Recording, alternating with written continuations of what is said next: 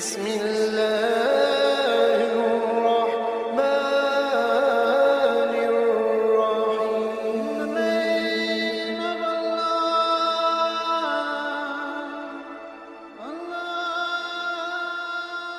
الرحيم. بسم اللہ الرحمن الرحیم. شروع اللہ کے نام سے جو بڑا مہربان اور نہایت رحم والا ہے. جن بھی انسان کی طرح ہی اللہ کی ایک قسم کی مخلوق ہے جو آگ سے پیدا کی گئی ہے.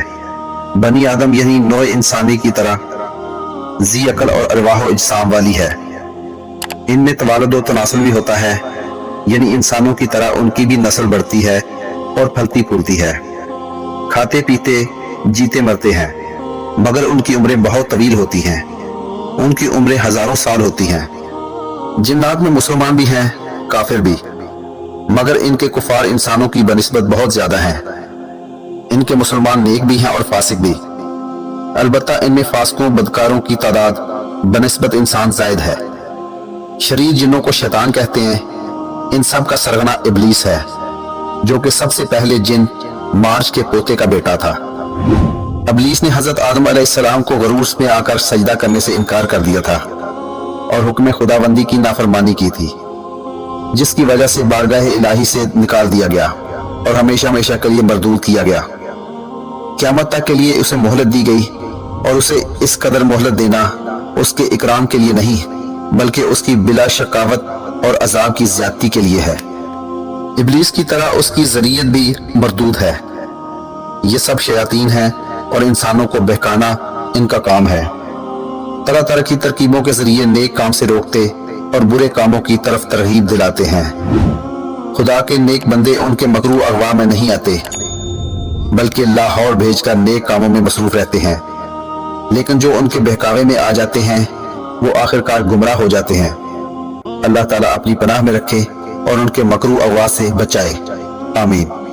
فرشتوں کی طرح جنوں میں بھی بعض کو یہ طاقت دی گئی ہے کہ جو شکل چاہیں بن جائیں. حدیثوں سے ثابت ہے کہ ان میں کسی کسی کے پر بھی ہوتے ہیں اور وہ ہوا میں اڑتے پھرتے ہیں، اور بعض سانپوں اور کتوں کی شکل میں گشت لگاتے ہیں.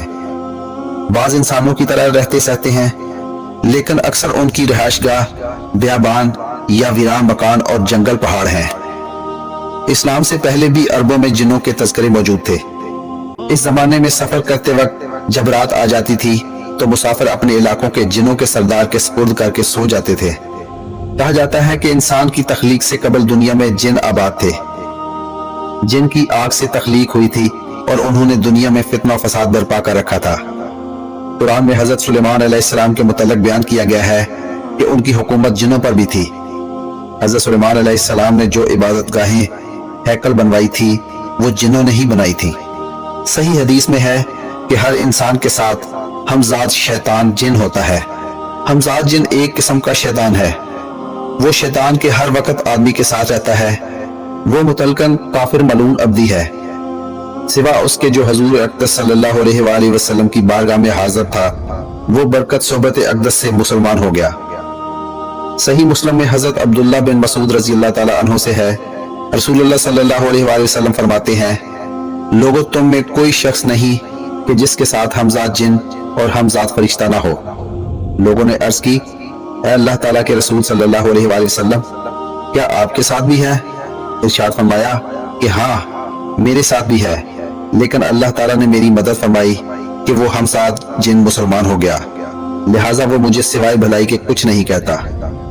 مسلم شریف میں ہے کہ عبداللہ بن مسعود رضی اللہ تعالیٰ عنہ بیان فرماتے ہیں کہ نبی کریم صلی اللہ علیہ وآلہ وسلم نے فرمایا، میرے پاس جنوں کا دائی آیا تو میں اس کے ساتھ گیا اور ان پر قرآن پڑھا.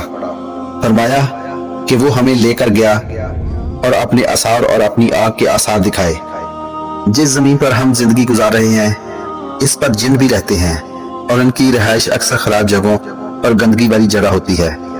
تو اسی لیے نبی کریم صلی اللہ علیہ وآلہ وسلم نے ان جگہوں میں داخل ہوتے وقت اسباب اپنانے کا کہا ہے، یعنی دعائیں اور اذکار. قبرستانوں اور ویران جگہوں پر بھی ان کا ڈیرا ہوتا ہے. اسی طرح گھروں کی چھتوں پر بھی یہ مخلوق رہتی ہے. اس لیے شام کے وقت سورج غروب ہوتے وقت نبی کریم صلی اللہ علیہ وآلہ وسلم نے چھوٹے بچوں کو چھتوں پر چھوڑنے سے منع فرمایا ہے. اللہ تعالیٰ ہمیں تمام شیاطین سے اپنی پناہ میں رکھے. آمین. دوستو ویڈیو اچھی لگی ہو تو چینل کو سبسکرائب ضرور کیجیے گا. اللہ تعالیٰ آپ کا حامی و ناصر ہو.